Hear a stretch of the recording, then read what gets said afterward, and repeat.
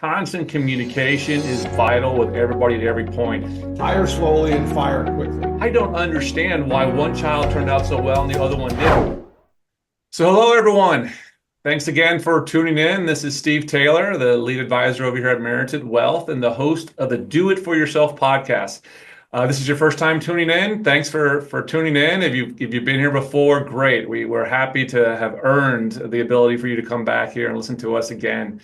So in our podcast, if you are first time, we like to have lots of different conversations with different people that are either kind of doing it for themselves or experts in the area about areas of your own business that we feel you, the listener, may value. Today's topic is a really, really interesting topic, something that I've been thinking a lot about lately. And it comes about when you have a business and you're a small business and you're growing and you're getting more people and more employees and all the like. How do you help build a really positive environment, a corporate culture, really, that people like to work in, can grow in, and can thrive in? And so let me introduce my guest today. Bob, if you can give us a little introduction about yourself and your background.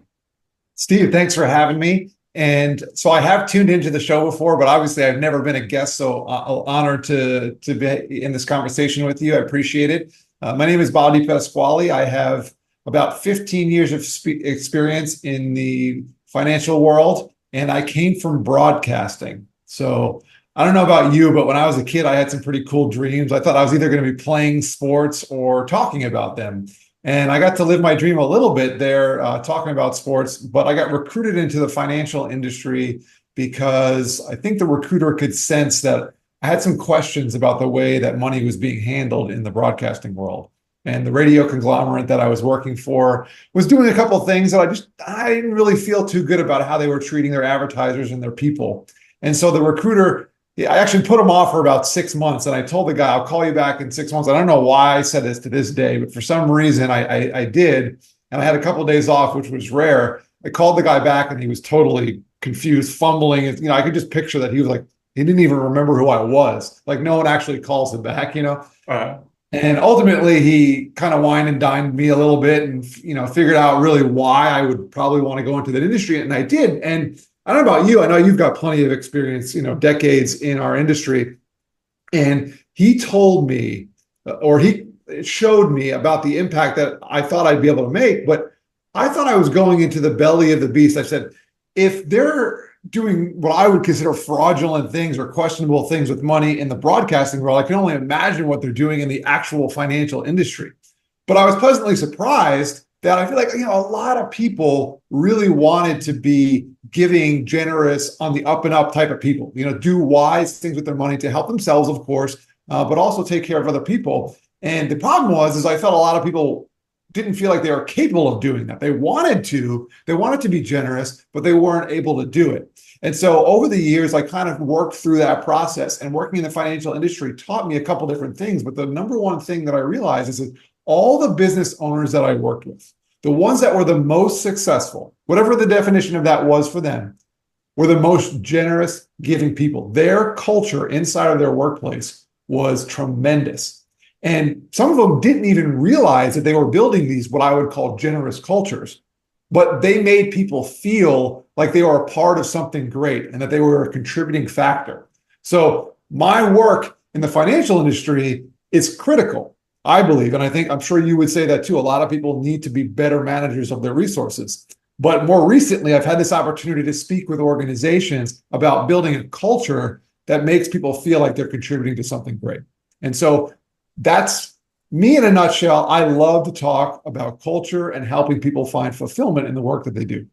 Yeah, that's awesome, Bobby. I love it. So let's start there, right? I remember, you're talking about your story, initial job in broadcasting. My initial story, my superhero tale starts when I come out of law school and I go to a very large company, one of the largest accounting firms in the world. And really, as I went in, like really quickly, I got disenchanted. I wasn't really doing the work they said that they were going to be doing. The people I was coming across weren't really inspiring or necessarily feel happy to have there, and it really grew me disenchanted with that whole process. So let's talk about that. When you go in and you talk with these companies, and when you're consulting or when you're going in and really whether you're doing an analysis and seeing whether they're being generous or whether they could be generous. And let's start at a small business, right? Something like ours, not hundreds of employees, maybe 10, 20, 5 employees. What are some of the things that you see or that you advise when you start talking to these companies and talking with these people that to say, hey, listen, these are kind of foundational elements either you as a leader, can bring about to your business to really create the culture that you want? Well, the number one thing that I find and that I learn is that a lot of leaders don't understand the true reasons why people go to work, why they get up every day, why they want to do what they do. And there could be any myriad of reasons. I mean, some people do it just for the paycheck. Some people do it because they like their work. Some people like their colleagues. Some people think that if they don't, they're not going to be looked upon well by their family or other people. There could be any number of reasons. And I'm not saying any one of those are right or wrong. I mean, I do have some opinions, but ultimately, does the leadership understand the why of the people that they're leading? And that doesn't answer every question. That doesn't make a culture effective, but that gives the leader a great leg up on understanding what people want in their workplace experience.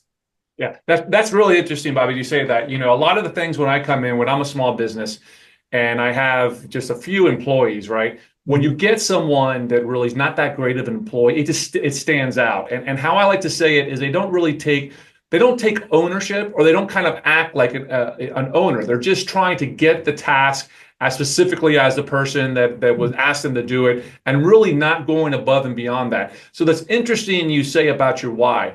If you have certain employees in there, right, that you have that sense that they really haven't blossomed, they're not taking ownership, they seem to be just punching the clock. What can you do to potentially find out, whether they can be, grown and built into a better employee, or that maybe, this might not be a very good cultural fit, so maybe I should just get rid of them sooner than later. Let me lay a foundation for you before I really answer the question. Okay. You talk about taking ownership for your work. So one of the key elements of what I would call a generous workplace culture is agency over your work. Some kind of feeling of being a stakeholder or ownership in what you do. Now, this is not a black or white, yes or no type of thing. It's not either this person feels ownership or they don't. There's a spectrum there, and there's nuance in the process. And employees can move along that spectrum throughout their employment in your organization or throughout their career or wherever they're employed.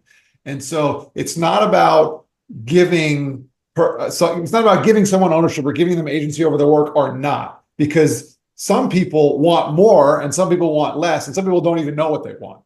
So that's why it's critical to understand the why that people actually have. And what a leader does best is not give the same thing to every person. It's like I heard someone once say, I treat all my kids fairly, but none of them the same. And it's kind of like that when you're a boss or when you're a leader or you're an entrepreneur and you're hiring people. Different people need a different feel and a different amount of agency over the work. So you have to understand it. So what do you do if you feel like someone's not taking any agency, they don't care, they're not really blocked, they might be getting by on just skill, but they really don't feel like they're involved in what their work or what the greater good of the company is. They're not a good collaborator. They're probably not a good communicator either. So there's a couple of things you can do. If it's a blatantly obvious, really toxic situation, someone once told me early in my career in the financial services industry, hire slowly and fire quickly. And that can be kind of harsh, but if it's a completely toxic situation and there's bad things going on and people aren't communicating well, you probably just need to let them go. And that can be very, very hard to do, especially if you consider yourself a kind, generous, nice leader. It can be very, very hard to fire someone, to let them go. So that's a simple solution if it's real, not easy, but a simple solution to something if it's a really toxic situation. If it's more of a situation where you feel like this person just isn't reaching their heights, they're not committed as much as you'd like them to be, they're a good person, but maybe they don't feel like they're giving enough, you need to ask them specific questions.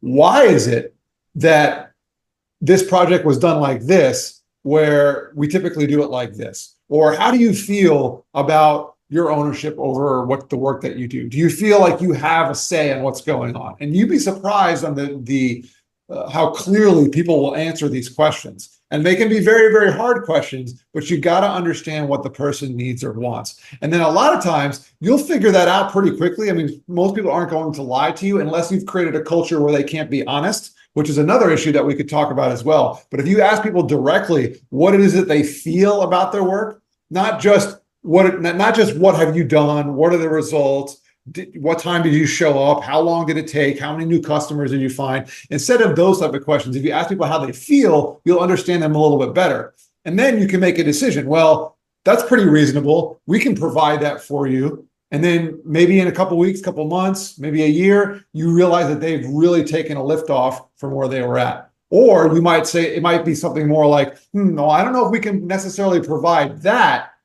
but what if we did this instead? What if we worked with you? What if we helped put you in a different environment, or we helped you collaborate with other people so that you could feel that joy and fulfillment in your work? So there's definitely nuance there, but it's really about understanding what the person needs to feel like they're contributing. Because you could have two people with the exact same skill set in the exact same role, the same tenure, same compensation, whatever it is, but one of them feels connected by this, the other feels connected by something completely different. It doesn't make any of them better or worse. It just means that as the leader, you have to be able to understand the differences between the two people.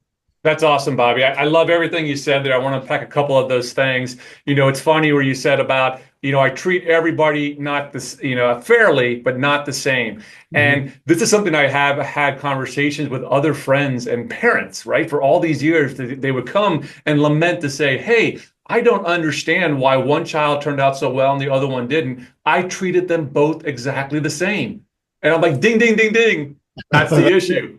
You should not have treated them the same because they have different needs, right? And when you start realizing that, and I think it's I did this when parenting, deal with your employees, explain that to them and tell them, I'm not going to treat you the same. I'm going to treat you by what each one of you feel you need. Now, if at any point we think it's unfair, let's discuss it, right? Let's get to that point. And another thing I would say also, it reminded me, those wonderful things you were saying, like when I had my old law firm, when we were small, I once had a very key employee, right? It was only two of us.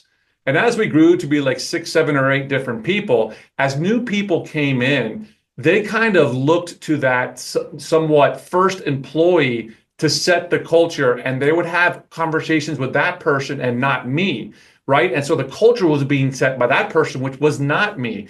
And when I got rid of that person and people started coming to me directly to talk to me, they're like, well, Steve, I thought you thought this, or I thought you thought that. I'm like, no, that wasn't me at all, right? That was the impression this person gave. So to that point, right, as you're building and as you're growing, I like to create my leadership, great point, have people come directly to you and talk to you about that.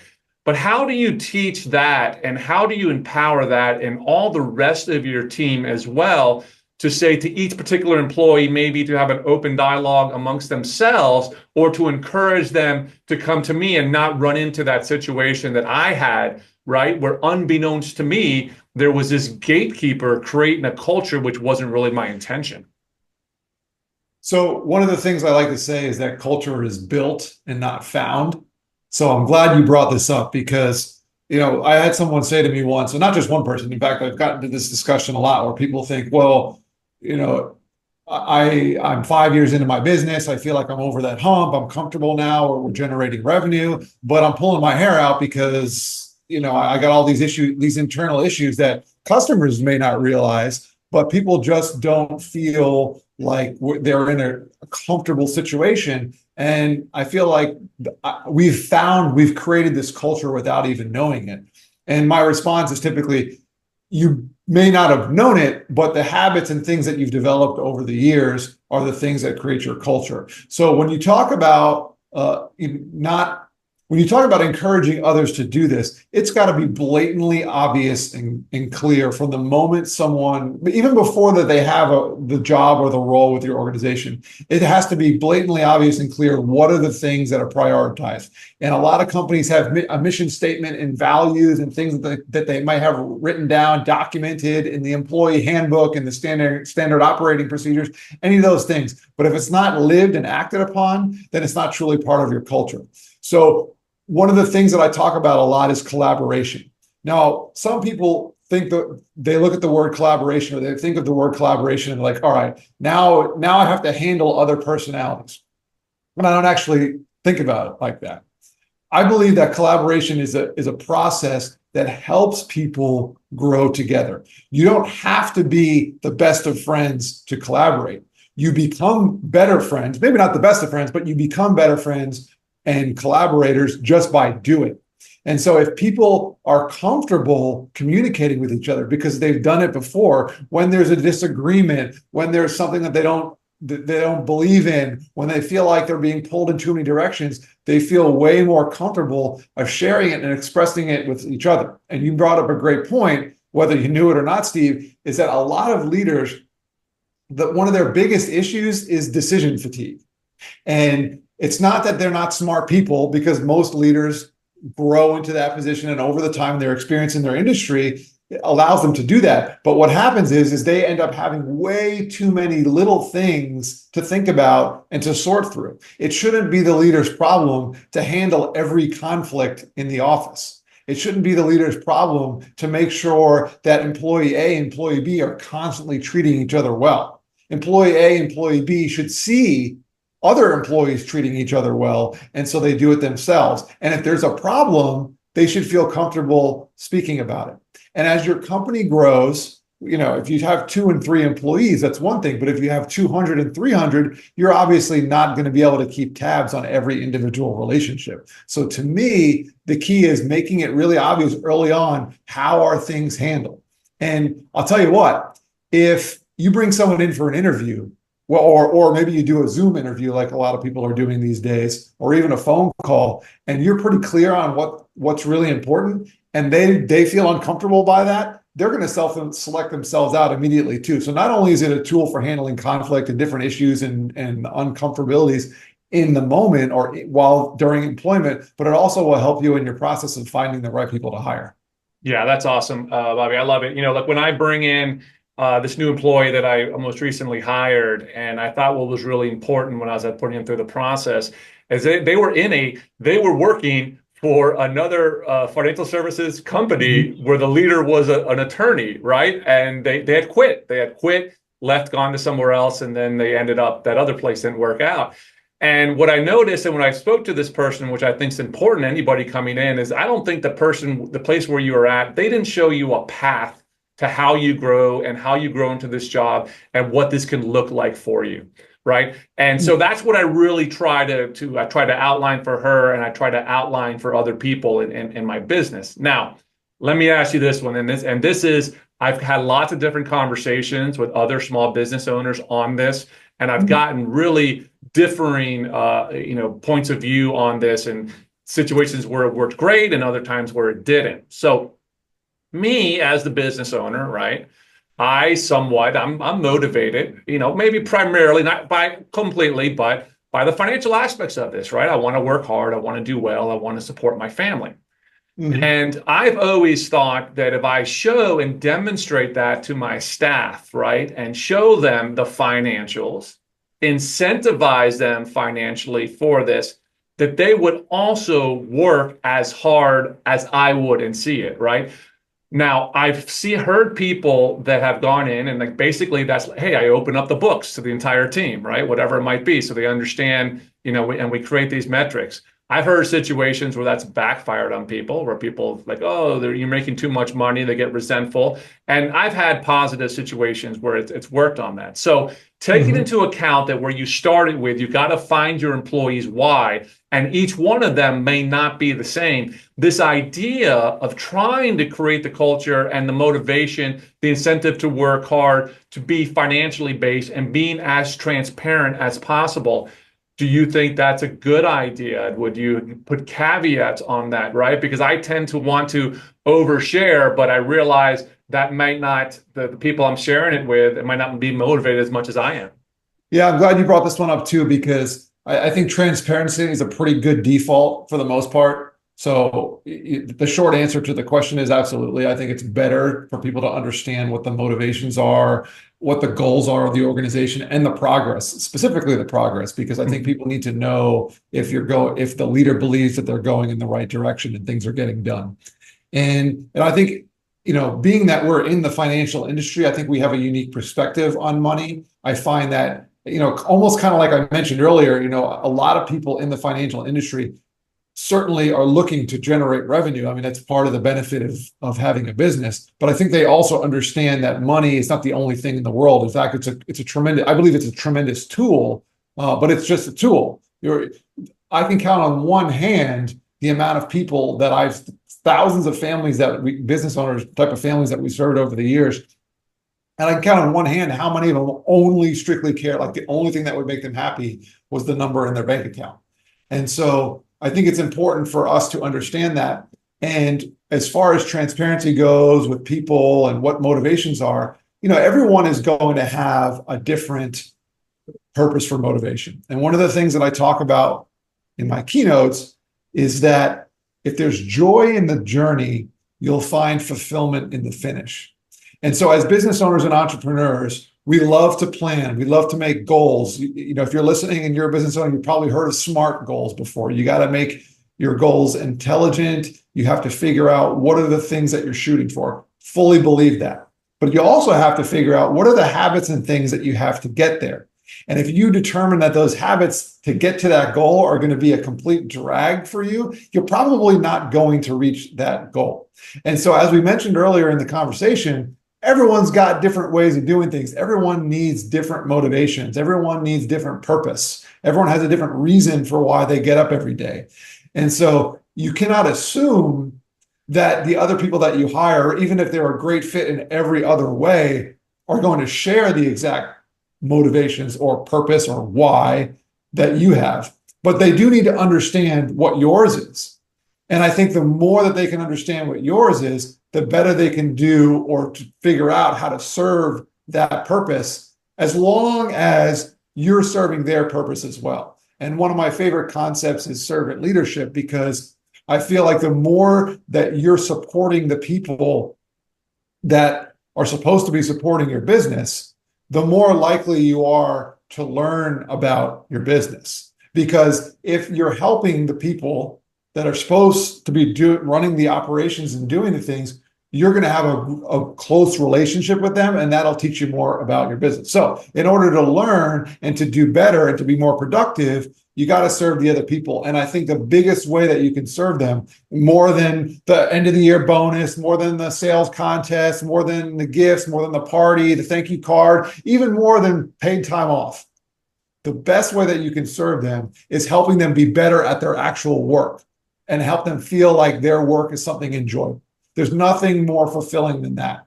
And so the way that you do that is going to be different for every person, but it only comes with experience. I don't think from day one, any business, like no one's going to be in charge of 50 employees their first moment on the job, thankfully, because you wouldn't be able to have all those skills in such a short period of time. Yeah. Yeah. No, I love what you're saying there. And, about really articulating to the group, to your employees, to your team, right, the value of what they're doing. Because what can happen as you're growing, and we've experienced this, right, everyone becomes very busy and different projects and different things come up.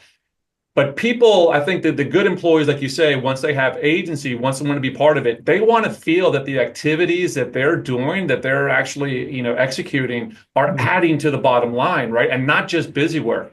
So we go through that, and I talk to, the employees on it, and I tell them, hey, listen, I'm going to have you work on this. I don't know if this is maybe going to be a route we're going to go. We're kind of testing it out. And they appreciate that. And then when they come back, I say, no, we're going to go in a different direction. But to make sure that they really feel like they're participating in that bottom line. And I think I appreciate where you say that the accountability, transparency is a good default. I think that's where I'm going to continue to go with. And if someone can't handle that and it turns out negatively, well, maybe that's, indication that they weren't really, kind of a good fit. Yeah, I So hear you. I yeah, hear you. One of the biggest points that I like to think about is that the concept of a generous workplace culture to me is about giving people what they need and not necessarily what they want.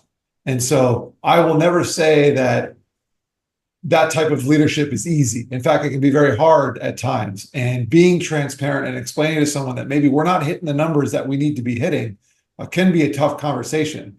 But I'll tell you what, if you do find those people that are passionate about their work and they do want to contribute to the bottom line and they do have agency, they're taking their ownership, they're going to want to hear that. They're going to respect you more. And there very much so is healthy conflict in the workplace. Now, there's definitely unhealthy conflict too, which is a whole nother problem. But if you handle conflict and pressure in the right ways, it can be the most amazing growth tool in your business. Yeah, I love that. So one of the things we really talk on and we go through a lot inside our business with our team is we constantly talk about prioritization. Like, what are you prioritizing? What do I want you to prioritize? And I always have people say, "Okay, keep coming back to me early on so we can decide and develop that your natural ability to determine which are you're going to be prioritizing." But then as we go on, we really talk about that a lot. So a lot of things I see in people that I try to bring into the firm or in other companies is I see the prioritization of certain leaders really to be kind of, hey, where's our next deal coming from, right? Where's the next dollar? Where's a new client? Where's a new customer? And they really set that apart, prioritize that over existing clients and over actually staff's well-beings. So when we're talking about prioritization, right, and communicating that and getting your team to get up to create a good prioritization system to create this generous culture. What do you typically advise, these really growth-oriented companies that are really trying to grow, right? And they tend to default to like, hey, where's the next deal? Where's the next customer? And as many times they'll grow and they'll find out when they get there, they have this a trail of tears, so to speak, behind them inside their company. Yeah, I've been there on both sides of it, actually. And what you have to consider is that there's a difference between understanding the progress that your company or your people have either made or not made, and the actions that have to be taken as a result of that information. And so a great leader understands all the details. Communication is good. There's no secrets. It's not the leader believes we're 10% behind and the salesperson believes we're 10% ahead. Like, everyone understands like where we're at. And if you can get to that baseline that people are on the same page, then you can focus specifically on the actions to get there. And what you're talking about is a very, very common scenario, a very, very common situation. It's why a lot of leaders feel like that their role is strictly to motivate people. And then they succumb to the pressures of the quarterly business reports and or end of the year goals, whatever it is, and they focus on short-term things to motivate people. The latest sales contest, or some other benefit, or the employee of the month thing, or a good parking spot, or you can work from home for 2 days now. All that stuff is short-term and fleeting. And so to handle this, to address issues when maybe you're lagging a little bit or you're trying to figure out what the next step is, the first thing you have to do, well, the second thing actually, the first thing after understanding and being on the same page and believing that you're either ahead or behind, or agreeing on the measurement. But once you're beyond that, the next thing you have to do is you got to figure out what is the reason that we're missing the mark. Because if you don't know what the reason is you're missing the mark, you could be putting a Band-Aid over a problem that needs a stitches, or you could be taking the wrong pills for your illness, whatever it is. You got to figure out what it is that we're missing. And I believe it or not, a lot of times I find that companies, or especially small companies, big companies are different because they have so much data. But if you're talking about 5 to 10 employees, or even up to maybe 25, 50 employees, what happens is what the mistake that they're making is, it's not specifically a certain action that they're not doing to get to their goals. What they're prioritizing the wrong things. They're they're measuring either measuring the wrong things, or they're offering the wrong product, or they're training the wrong way. They're doing something that's really not adding. It's not realistic. Going back to SMART goals, one of the things is they have to be realistic. They're not expecting realistic things. If you're trying to sell product A, but the sales tactics and skills and things that you're working on are not actually promoting product A as well as you could be. And instead of telling people, we're not doing good enough, I need you to work harder, or I need you to keep beating your head up against the wall, or if you can figure it out, we don't know what the problem is, but if you can figure it out and you can recover that 10% that we're behind, then I'll give you this prize. It doesn't actually motivate them to want to be better at the job. It motivates them to try to reach a prize or get something. And then what it also does is it makes that one person or one group or one department that did better feel like they're more capable or more important to the business than the other people. And then the other people feel resentful. And so in the long term, it doesn't actually inspire people.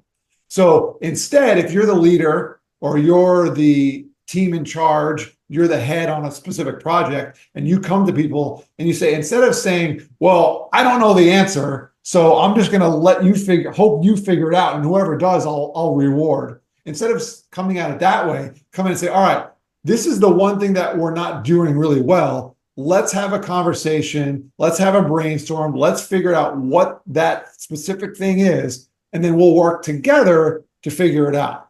And is that going to guarantee success and recovery of that 10%? No, you may never recover that 10%, but I bet you the next quarter or the next period of time that you're measuring, you'll be way more in line with what it is that you're trying to do. You and your people and the actions that you take will be more in line towards reaching that goal, because you've identified the specific issue and you're working on it together, going back to collaboration.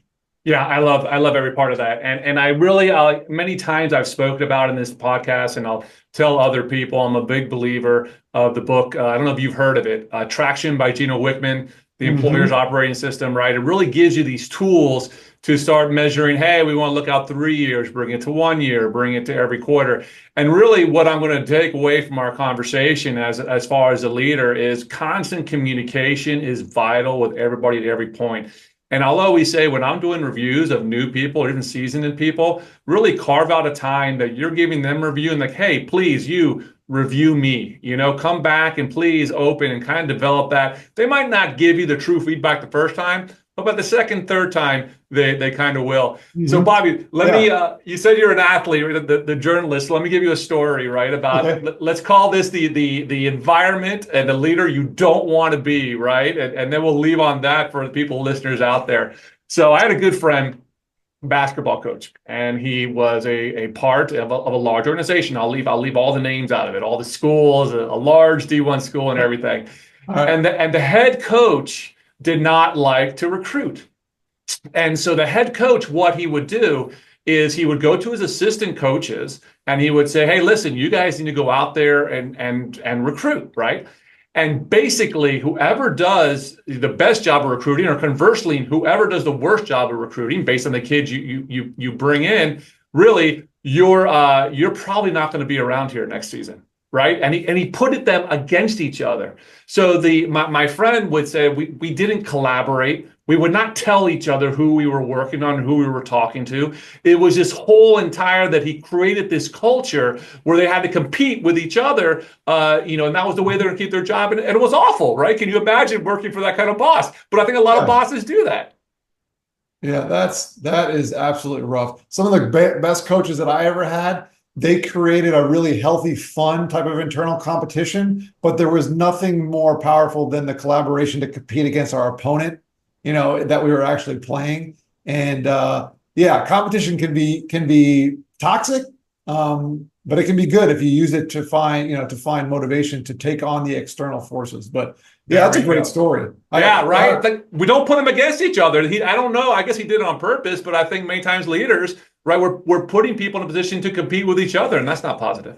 Yeah, the first time. So let's see, I worked for a big financial firm for 12 years. Almost about halfway through my career there, I won an award, a pretty reasonable size reward in our region. And they parade you on stage and they say, "Oh, congrats, you did this, you did that, whatever."